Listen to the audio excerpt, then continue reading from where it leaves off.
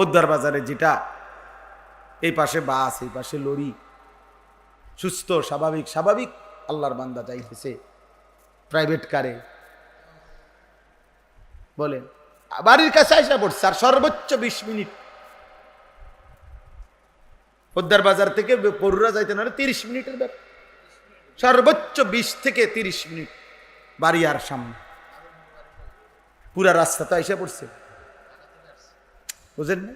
ঢাকা থেকে এই jam zoom ভাঙ্গা সব করে ইউটার্ন নিয়ে আনাইছে, বাড়ির কাছে যাবে শুধু আর 20টা মিনিট। হঠাৎ কথা নাই বার্তা নাই, লরিটা কাইত হইয়া একদম সমান করে লাইছে, প্রাইভেট কারটা একদম মিশে এলাইছে। 4টা মানুষ, সন্তান নিজে গাড়ি চালাইতেছে, তারই বাপ, তারই আব্বা মা, তারই ছোট ভাই।